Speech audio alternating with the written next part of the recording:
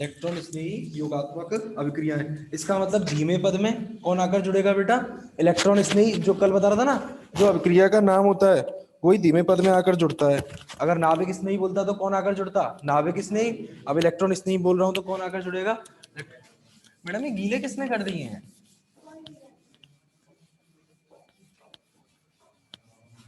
चौक जम जाती है।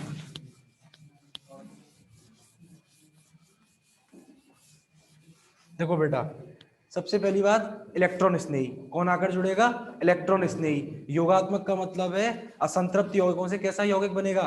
संतृप्त यौगिक बनेगा। देखो ये एल्कीन, और एल्कीन पर मैं किसका योग करा रहा हूं बेटा? इलेक्ट्रॉन स्नेही और नाभिक स्नेही। ई का मतलब इलेक्ट्रॉन स्नेही और एनयू का मतलब है नाभिक स्नेही, न्यूक्लियोफाइल। तो जब ये अभिक्रिया कराते हैं तो एक कार्बन पर तो इलेक्ट्रॉन स्नेही जुड़ जाता है और एक पर नाभिक स्नेही आकर जुड़ जाता है। ये रिएक्शन होती है। मैकेनिज्म, क्रियाविधि कैसे है बेटा इस अभिक्रिया की? देखो ई एन यू, न्यूक्लियोफाइल नाभिक स्नेही पर कैसा आवेश होता है बेटा? नेगेटिव। Very good. एन से न्यूक्लियोफाइल और एन से नेगेटिव, नाभिक स्नेही। बहुत बढ़िया। इस बंध के इलेक्ट्रॉन याद आएंगे, ई पर आएगा पॉजिटिव और एन यू पर आएगा नेगेटिव। Very good. हम कौन सी अभिक्रियाएं पढ़ रहे हैं? इलेक्ट्रॉन स्नेही योगात्मक अभिक्रियाएं। तो पहले कौन आकर जुड़ेगा? इलेक्ट्रॉन स्नेही आकर जुड़ेगा। इसका मतलब carbon double bond carbon plus, पहले कौन आकर जुड़ेगा? इलेक्ट्रॉन स्नेही। कौन से स्टेप में आकर जुड़ेगा? स्लो पद, धीमे पद में या वेग निर्धारक पद में, आरडीएस में। क्लियर है यहां तक की बात? सम्मित एल्कीन है या असम्मित? देखना बताया था ना, सम्मित। बीच में लगाओ, आजू देखो बाजू, दोनों सेम है। दोनों सेम है तो कैसी एल्कीन? सम्मित। तो जब एल्कीन सम्मित प्रकार की होती है तो किसी भी कार्बन से हाइड्रोजन जुड़े और किसी से भी हेलोजन जुड़े, उत्पाद हमेशा एक जैसा प्राप्त होता है। लेकिन जब एल्कीन असम्मित प्रकार की होती है तो उत्पाद का निर्धारण मार्कोनिकॉफ के नियम के अनुसार किया जाता है। और मार्कोनिकॉफ का नियम क्या कहता है? जब एल्कीन असम्मित प्रकार की होती है तो उस द्विबंध पर, द्विबंध के उस कार्बन पर अधिक ऋणावेशित भाग जाकर जुड़ता है जहां पर हाइड्रोजनों की संख्या। क्लियर है यहां तक की बात? तो पहले स्टेप में इलेक्ट्रॉन स्नेही, इस बंध को मैंने यूं तोड़ लिया, सपोज दैट यहाँ नेगेटिव आएगा और यहाँ पॉजिटिव। इस तीर के निशान का जहां पर सिर होता है वहां पर नेगेटिव आता है, और नेगेटिव किससे जुड़ जाएगा? पॉजिटिव से जुड़ जाएगा। ये लो ई जुड़ गया। जब यहाँ नेगेटिव आया तो यहाँ क्या रह गया बेटा? पॉजिटिव रह गया। अगली स्थिति कौन सी होती है? तीव्र पद होता है अगला। तीव्र पद में कौन आता है? नाभिक स्नेही आता है, और नाभिक स्नेही आकर किससे जुड़ जाता है? इससे आकर जुड़ जाता है। ये हो गया एनयू और ये हो गया ई। ये लो लिख लो। इस तरीके से अभिक्रिया की क्रियाविधि होती है। अरे यार इसमें रोल खोल के देना, दी बेटा दिए पीछे। इसका स्क्रीन टाइम बढ़ा देना।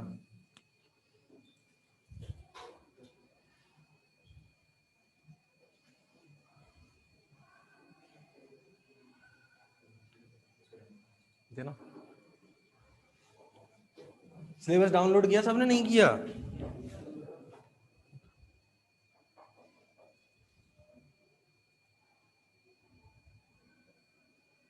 देखो ये तो हो गई आपकी इलेक्ट्रॉन स्नेही योगात्मक अभिक्रिया। दूसरी है फ्री रेडिकल एडिशन। चलो इसको कराता हूं। इसके बाद सिलेबस में दे रखी है फ्री रेडिकल, मुक्त मूलक।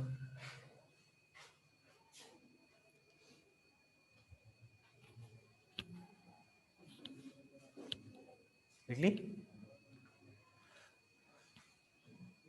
हाँ भाई राज, क्या हाल चाल है? बढ़िया।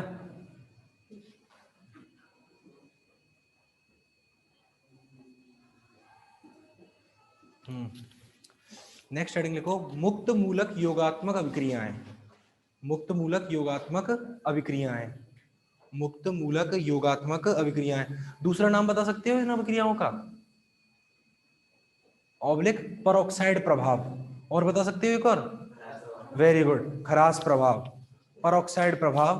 देखो मुक्त मूलक योगात्मक अभिक्रिया, ऑब्लिक परऑक्साइड प्रभाव, ऑब्लिक खराश प्रभाव। एक नाम और रह गया। वेरी गुड, बहुत बढ़िया। ऑब्लिक विपरीत मार्कोनिकॉफ, विपरीत मार्कोनिकॉफ प्रभाव, विपरीत मार्कोनिकॉफ प्रभाव, विपरीत मार्कोनिकॉफ प्रभाव। क्लियर है बेटा यहां तक की बात? चलो आ जाओ देखते हैं। देखो सुनो,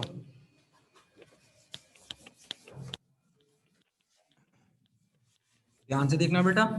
फर्स्ट यूनिट में भी है, यहाँ पे भी है, कहीं ना कहीं पेपर में पूछ ही लेता है। ये लिया मैंने प्रोपीन, 1 प्रोपीन। क्लियर है बेटा? प्रोपीन पर जब, अच्छा एक बात बताओ, सम्मित एल्कीन है या असम्मित? अरे ये तो देखना आया नहीं आया पूछ लो, कोई दिक्कत नहीं है। डबल बॉन्ड पे रखा मैंने ये, इधर तो CH2 है जबकि इधर कौन है CH3, दोनों अलग अलग है, अलग अलग है तो कैसी हो गई? असम्मित। जब असम्मित एल्कीन पर HBr का योग, किसका योग बेटा?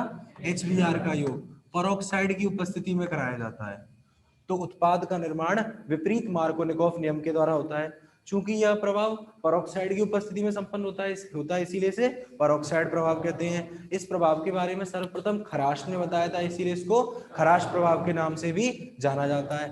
ठीक है, H new.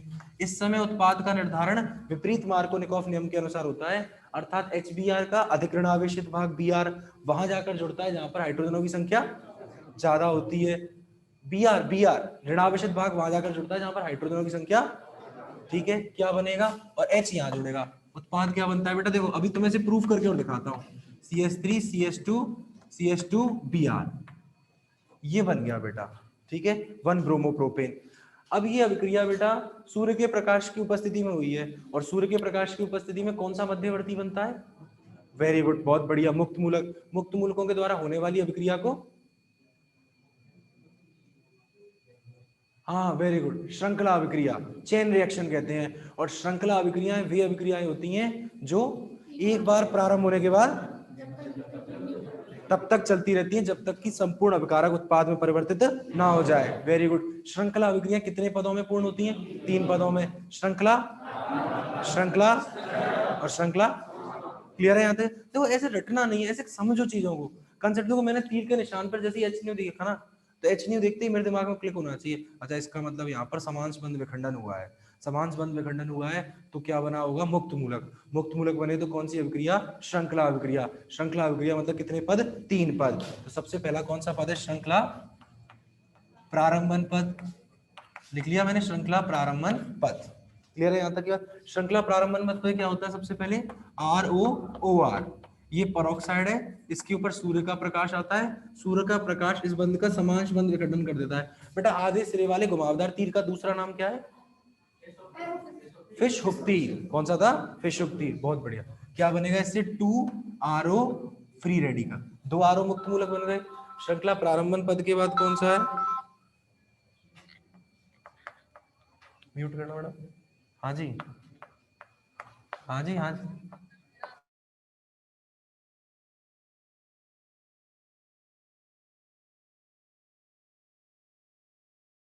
CH double bond CH2 ले लिया मैंने, और यहाँ से RO मुक्त मूलक बनाया वो ले लिया मैंने। ठीक है ना? बातों के चक्कर में कहाँ चला गया, ये बातें नाश करती हैं आदमी का। देखो यहाँ पर क्या है? HBr, ये मैंने HBr लिया, प्लस क्या लिया यहाँ पे? RO मुक्त मूलक। अब एक बात ध्यान रखना, अगर अभिक्रिया में एक बार मुक्त मूलक बन जाए तो वो संपूर्ण अभिक्रिया किसके द्वारा संपन्न होती है? मुक्त मूलकों के द्वारा ही संपन्न होती है, अर्थात इस बंध का समांश बंध विखंडन होगा।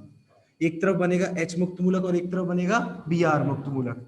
ध्यान से देखो, लिखना बता, एक तरफ बनेगा H मुक्त मूलक और एक Br मुक्त मूलक। अब RO के पास संभावना है, RO या तो H से जुड़े या RO Br से जुड़े, तो मैंने चेक करना बताया था तुम्हें, सही आकार। बहुत बढ़िया, कि मुक्त मूलकों का जो स्थायित्व होता है वो आकार से देखा जाता है, जितना बड़ा आकार उतना ही ज्यादा स्थायित्व। बताया था ना, आकार विल बी प्रोपोर्शनल, समानुपाती किसके होता है? स्थायित्व के। H और Br में किसका आकार बड़ा है? Br का आकार बड़ा है, तो Br तो स्थायी है, H कैसा है? अस्थायी है। जो अस्थायी है वो ज्यादा क्रियाशील है और आसानी से जाके किससे अभिक्रिया कर लेगा? RO से। तो क्या बनेगा बेटा? देखो ऐसे रटना नहीं है, समझो कि किससे क्या बनेगा। एक तो बनेगा ROH, और एक कौन सा मुक्त मूलक बन गया? Br मुक्त मूलक। क्लियर है बेटा यहाँ तक? अब आ जाओ नेक्स्ट स्टेप में। देखो अब इसको उठा के लाता हूं मैं, लिखना मत, CH3CH double bond CH2 plus ये आ गया Br मुक्त मूलक। अभी अभी मैंने एक स्टेटमेंट दिया है, अगर अभिक्रिया में मुक्त मूलक बन जाए तो संपूर्ण अभिक्रिया मुक्त मूलक क्रियाविधि से ही संपन्न होगी। उसमें बीच में ऐसा नहीं कि आधी रिएक्शन में तुमने मुक्त मूलक बना दिए फिर अब कार्बोकेटाइन, कार्बन पॉजिटिव और नेगेटिव चार्ज, नहीं। अब हर रिएक्शन को उठा के देख लेना, मैंने पढ़ाई हो, किसी और ने पढ़ाई हो, चाहे कहीं भी बुक में लिखी हो, केमिस्ट्री तो सब जगह एक जैसी है ना। सब जगह अगर एक बार अभिक्रिया मुक्त मूलक बन गए होंगे तो पूरी अभिक्रिया किससे चलेगी? मुक्त मूलक से। इस बंध का समांश बंध विखंडन होगा, एक इलेक्ट्रॉन यहाँ और एक इलेक्ट्रॉन यहाँ। देखो CH3 सिंगल बॉन्ड CH मुक्त मूलक और CH2 मुक्त मूलक। एक कंडीशन CH3 CH मुक्त मूलक, अपने आप आंसर दोगे आप, और एक CH2 मुक्त मूलक। क्लियर है? Br मुक्त मूलक को एक बार मैं यहाँ जोड़ देता हूँ और एक बार मैं यहाँ जोड़ देता हूँ। इसके अलावा कोई और संभावना किसी को दिखाई दे रही है क्या? ठीक है, ये लो, एक बार मैंने Br यहाँ जोड़ दिया और एक बार Br मैंने, ठीक है। अब मुझे पता लगाना है कि कौन सा स्टेप सही है और कौन सा गलत है। तो कैसे पता लगाऊंगा? ठीक है, मुझे बताओ कि कौन सा मुक्त मूलक है, कौन सा है गुड़िया? विषम इलेक्ट्रॉन युक्त कार्बन जब दो अन्य कार्बनों से जुड़ा हुआ हो तो ऐसे मुक्त मूलक को 2 डिग्री द्वितीयक मुक्त मूलक कहते हैं, अपन पढ़कर आए हैं। और ये वाला विषम इलेक्ट्रॉन युक्त कार्बन केवल एक अन्य कार्बन से जुड़ा हुआ है तो कौन सा हो गया? 1 डिग्री। अब आप, मेरा क्वेश्चन, मुक्त मूलकों के स्थायित्व का क्रम में 2 डिग्री ज्यादा स्थायी है या 1 डिग्री? भाई 3 डिग्री ज्यादा स्थायित्व है 2 डिग्री। अपन यहाँ पर तो एक तो 2 डिग्री है और एक 1 डिग्री है, तो ज्यादा स्थायी कौन सा है? 2 डिग्री। नीचे वाला है ऊपर वाला? ऊपर वाला ज्यादा स्थायित्व है, तो ऊपर वाला स्टेप होगा या नीचे वाला? भाई जो स्थायी ज्यादा है, जीवन में केमिस्ट्री में वही कार्यक्रम होते हैं जिनमें स्थायित्व का मान, तो बताओ कौन सा स्थायी है, ऊपर वाला है नीचे वाला? हाँ बेटा ऊपर वाला ही स्थायी है, अपन तो अस्थायी है सबके सब, इसीलिए ऊपर लिखा है वो। हटा दो नीचे वाले स्टेप को, समझ गए ना क्यों? अरे तो दोबारा बताना है, ऐसा नहीं कि मैंने ये वाला ऊपर आ सकता है वो, ठीक है, हटा दो इसे। क्लियर है यहाँ तक की बात? ये स्टेप आता है, ये बन गया। क्लियर है? इस सबको हटा देता हूँ, सब समझाने के लिए था, ये आ गया। अब मैं इसको दोबारा लिखता हूँ, CH3 CH मुक्त मूलक, CH2 और CH2 से कौन जुड़ गया? Br। फिर से कौन आता है? ये बनाता ROH। ROH फिर से टूटता है किसमें? RO मुक्त मूलक में और H मुक्त मूलक में। अब H मुक्त मूलक के पास केवल एक ही तो संभावना है, और कहीं भी जुड़ सकता है क्या? अब फिर से मन में क्वेश्चन आया किसी के कि गुरुजी RO क्यों नहीं जोड़ा आपने यहाँ पे, H क्यों जोड़ा? क्योंकि H का आकार छोटा है, आकार छोटा होने से इसका स्थायित्व कम है, जिसका स्थायित्व कम होता है उसकी क्रियाशीलता, इसीलिए पहले ये आकर जुड़ा है। जुड़ गया। यहाँ पर क्या बना बेटा? CH3 CH2 CH2 Br। देख लो, इस तरीके से अभिक्रिया होती है। यहां से क्या बाहर निकला बेटा? RO मुक्त मूलक। लास्ट कौन सा पद होता है बेटा? श्रृंखला समापन पद। श्रृंखला समापन पद में शेष बचे हुए मुक्त मूलक आपस में अभिक्रिया करके उदासीन अणु का निर्माण करते हैं। यहाँ दो थे, दो में से मैंने एक ही उपयोग में लिया था, एक तो बच रहा था, और जो एक उपयोग में लिया था वो भी बाहर निकल गया। फिर से RO मुक्त मूलक से क्रिया करके फिर से क्या बना देता है? क्लियर? किसी को दिक्कत यहां तक समझने में? ठीक है, इसका भी लग गया। देखो फटाफट, ये रटनी नहीं है, ऐसे रटेंगे तो कहां तक काम चलेगा। थोड़ी बहुत तो समझनी पड़ेगी। ये दूसरा टर्म मिल गया आपका, इसकी बात क्या है? क्रिटिकल मार्कोनिकॉफ रूल 1500 बार पढ़ा दिया होगा मार्कोनिकॉफ रूल तो, ठीक है। मार्कोनिकॉफ रूल हो गया। उसके बाद है हाइड्रोबोरेशन ऑक्सीडेशन। चलो इसको बताते हैं, हाइड्रोबोरेशन ऑक्सीडेशन।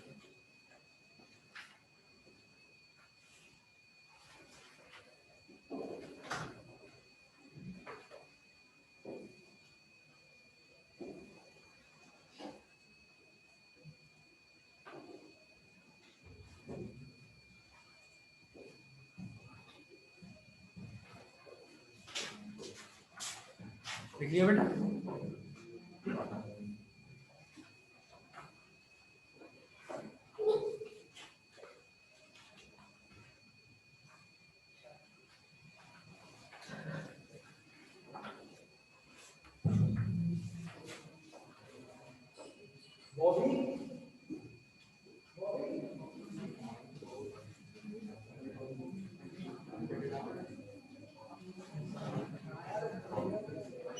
नेक्स्ट पढ़ेंगे देखो बेटा, आपके सिलेबस में अभी देखो mechanism involved in hydrogenation, electrophilic करा दी मैंने तुम्हें, फ्री रेडिकल मुक्त मूलक योगात्मक के लिए ये करा दी।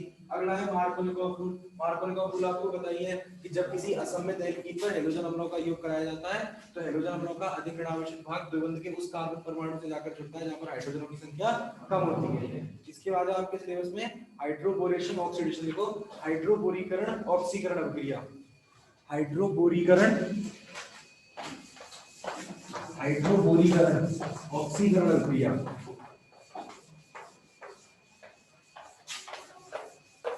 हाइड्रोबोरीकरण ऑक्सीकरण अभिक्रिया, एक लाइन लिख लो बस, उसी से आंसर निकल जाएगा। इस अभिक्रिया में विपरीत मार्कोनिकॉफ उत्पाद का निर्माण होता है। इस अभिक्रिया में विपरीत मार्कोनिकॉफ उत्पाद का निर्माण होता है। विपरीत मार्कोनिकॉफ उत्पाद का निर्माण होता है एवं एल्कोहल बनता है। एवं एल्कोहल बनता है। एल्कोहल बनना चाहिए बेटा, हर समस्या का हल ही क्या है? एल्कोहल। तभी तो नाम क्या तुम्हें लग रहा है उसके। देखो देखो इधर देखो,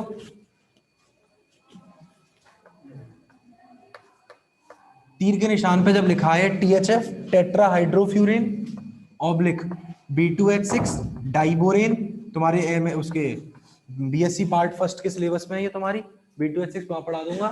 टेट्राहाइड्रोफ्यूरिन लिखा है, B2H6 लिखा है, H2O लिखा है, ऑब्लिक OH नेगेटिव आए। तो इसका मतलब तुम समझ जाना अभिक्रिया कौन सी है? हाइड्रोबोरीकरण ऑक्सीकरण। इस अभिक्रिया में आपको एक जल का अणु जोड़ना है H2O। H2O कैसे टूटता है बेटा?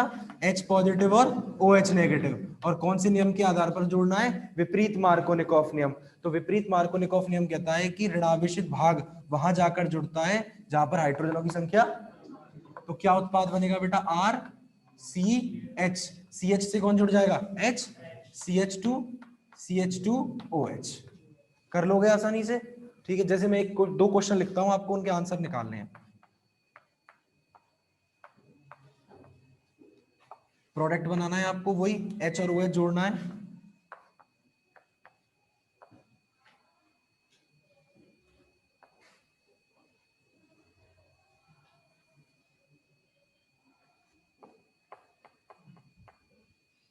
ये लो, दो क्वेश्चन है, आपको H और OH जोड़ना है डबल बॉन्ड पे।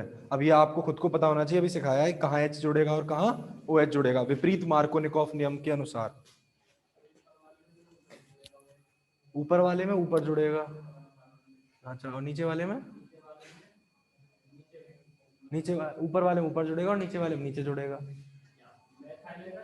हाँ, यहाँ पे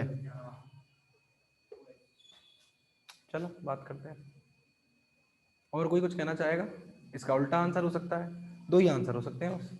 एक हो सकता है कि साहब कछु नहीं जुड़ा है वो, क्यों भाई राज, अपना तो कछु ना जुड़ा है साहब।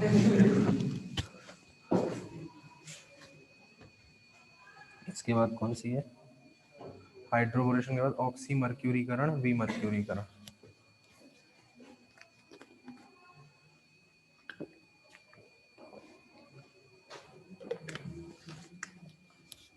ठीक है, सही कह रहा है ये, दोनों आंसर सही है इसके। पहली वाली कंडीशन में क्या होगा बेटा? देखो क्या है ये, वास्तविकता में देखा जाए तो इस तरीके से संरचना है। एक तो ये कार्बन है और कार्बन से डबल बॉन्ड जुड़ा हुआ है, और ये CH2, और ये हो गया हाइड्रोजन। यही तो है CH double bond CH2। H और OH जोड़ना है, OH वहां जाकर जुड़ेगा जहां पर हाइड्रोजनों की संख्या अधिक होगी। डबल बॉन्ड वाले कार्बनों को देखो, यहाँ पर तो एक है और यहाँ पर दो है, तो दो वाले पे जुड़ जाएगा, दो वाले पे जुड़ जाएगा OH और एक वाले पे जुड़ जाएगा H। ये बनेगा उत्पाद। बना लोगे सबके सब? CS2। क्लियर है यहां तक की बात? दूसरे वाले क्वेश्चन में देखो, इधर देखो, ये रो, यहां पर क्या जुड़ा हुआ है? मेथिल। ठीक है, इसका मतलब यहां पर डबल बॉन्ड है। डबल बॉन्ड का मतलब यहाँ एक भी हाइड्रोजन नहीं है। ठीक है, और यहाँ पर कितने हाइड्रोजन है? एक हाइड्रोजन है। ठीक है भाई, डबल बॉन्ड लगा हुआ है ना, यहाँ डबल बॉन्ड लगा हुआ है। इस डबल बॉन्ड का मतलब क्या है? यहाँ पर क्या होगा? CH, एक वैलेंसी, दो संयोजकता, तीन संयोजकता और एक हाइड्रोजन की वजह से चार। यहाँ पर एक, दो, तीन और चार। यहाँ पर तो कोई भी हाइड्रोजन नहीं है और यहाँ पर एक हाइड्रोजन है, ज्यादा हाइड्रोजन यहाँ पर है, तो यहाँ पर तो जुड़ जाएगा OH, हटाओ इसको, और यहाँ हो जाएगा H। कर लोगे आसानी से? बस इतना ध्यान रखना, हाइड्रोबोरीकरण ऑक्सीकरण अभिक्रिया में जो उत्पाद बनता है वो कौन से नियम के अनुसार बनता है? विपरीत मार्कोनिकॉफ नियम के अनुसार बनता है। ठीक है ना? नेक्स्ट हेडिंग लिखो बेटा, वी मर्क्यूरीकरण, ऑक्सी मर्क्यूरीकरण तथा वी मर्क्यूरीकरण। ऑक्सी मर्क्यूरीकरण तथा विमर्क्यूरीकरण, ऑक्सी मर्क्यूरीकरण तथा विमर्क्यूरीकरण।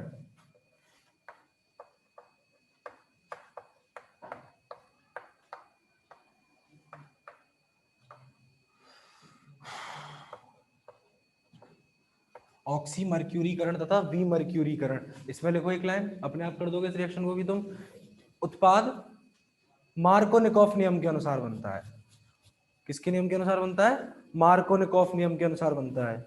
उत्पाद मार्कोनिकॉफ नियम के अनुसार बनता है। एक H जोड़ना है और एक OH। मैं उम्मीद करता हूँ पूरी क्लास वाले इसको तो सही कर देंगे। आपको डबल बॉन्ड पे एक जगह तो H जोड़ना है और एक जगह OH। बताओ कहाँ H जोड़ेगा और कहाँ OH? CH पे क्या जोड़ेगा? OH जुड़ेगा और CH2 पर द्वितीयक एल्कोहल बनेगा, मतलब सेकेंडरी एल्कोहल बन जाएगा।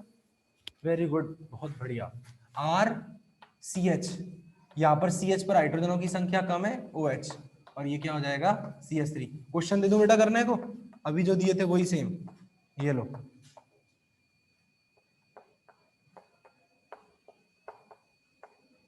अगली कौन सी बेटा बताइए? सिलेबस में देख के मोबाइल बंद हो गया वाला, बता। इस रिएक्शन के बाद अगली रिएक्शन होती, तू बता तो चल।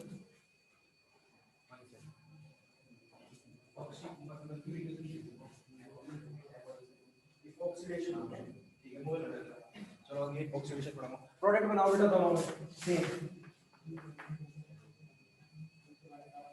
पहले वाले का उल्टा हो जाएगा और क्या है?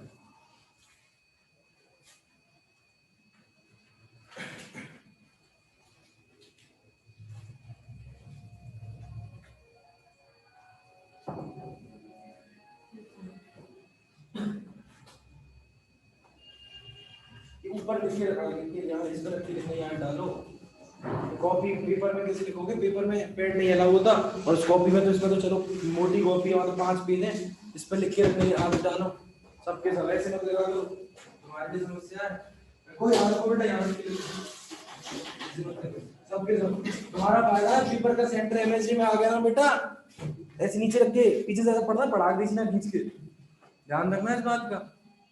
इस पर ऐसे रख के रखने की आदत डालो। अंजोनी गुरुजी हम तो बोले जाएंगे पैड, कोई पैड नहीं लेना देता, बाहर कटवा देते सब पे। टेबल पर घर पे भी ऐसे ही पढ़ा करो। आदत दिमाग पड़ गई है बिस्तर पर पड़ी रहकर पढ़ने की, पढ़ रहे बिस्तर पे जाके पढ़ लो, थोड़ा बहुत शरीर को खींच लो, फायदा ही होगा, नुकसान तो नहीं होगा। ऐसी जर्नो एक ना कोई संग्रहालय में थोड़ी रखना है, एक आध रखो संग्रहालय में। चलो बना लिया प्रोडक्ट। पहली वाली कंडीशन में यहाँ से डबल बॉन्ड हटाया होगा और यहाँ पर क्या जोड़ा होगा? OH, और यहाँ H। दूसरी वाली कंडीशन में बॉन्ड हटाया होगा, यहाँ क्या जुड़ा है? ठीक है, ये बन गया प्रोडक्ट। नेक्स्ट हेडिंग लिखो बेटा, इपॉक्सीकरण अभिक्रिया। मैं बोर्ड पे लिख रहा हूं, इपॉक्सीकरण, इपॉक्सीडेशन रिएक्शन, इपॉक्सीकरण अभिक्रिया,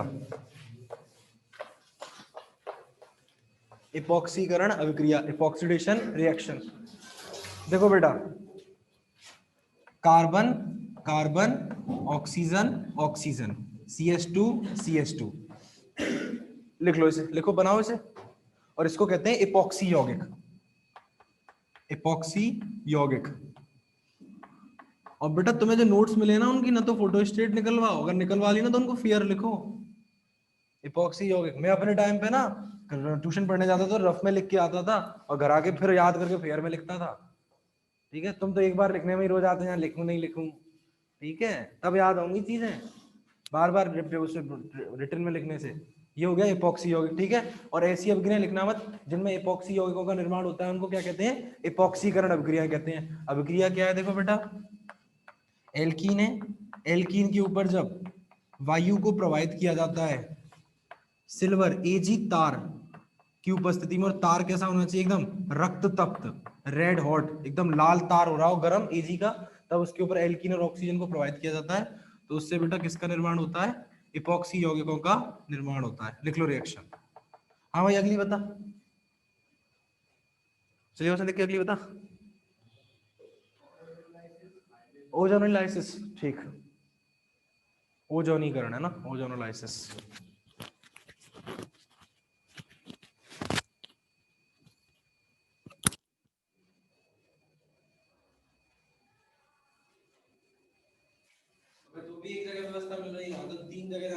था पढ़ने के लिए, एक ट्यूशन वहां और एक वहां और एक वहां, दरबार में साइकिल और दीवार आ गई तब तो साइकिल लेके दौड़े सुबह से संजा, एक वहां पढ़ जा रहा हूँ तुम्हें तो बैठे बैठे एक साथ व्यवस्था मिल रही है तीनों, तब भी तुमसे पढ़ाई नहीं हो रही।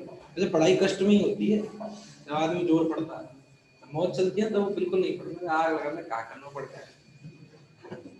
देखो नेक्स्ट हेडिंग लिखो, नेक्स्ट हेडिंग लिखो, ओजोनीकरण अभिक्रिया। ओजोनीकरण अभिक्रिया, ओजोनीकरण अभिक्रिया।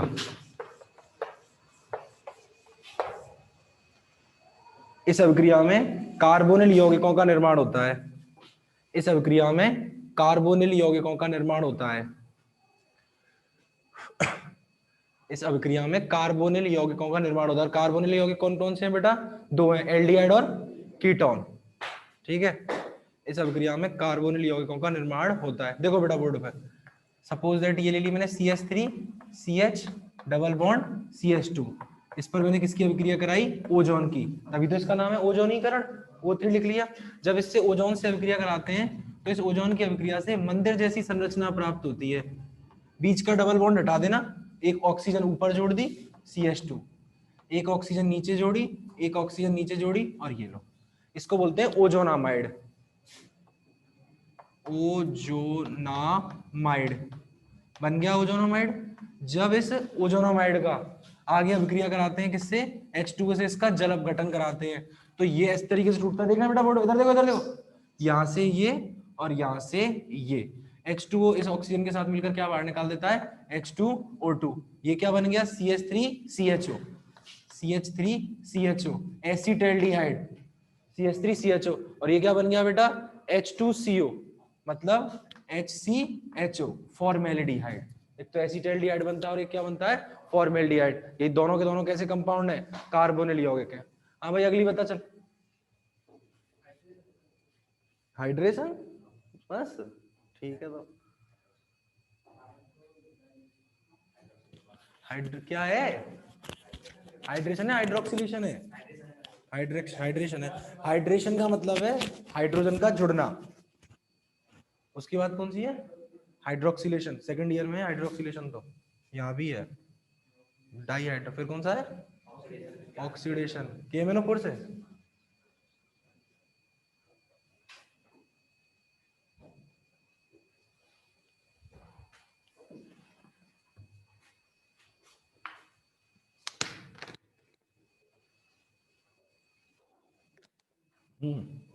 लिखो बेटा नेक्स्ट हेडिंग, हाइड्रोजनीकरण अभिक्रिया। हाइड्रोजनीकरण अभिक्रिया। नेक्स्ट लिखो, हाइड्रोजनीकरण अभिक्रिया।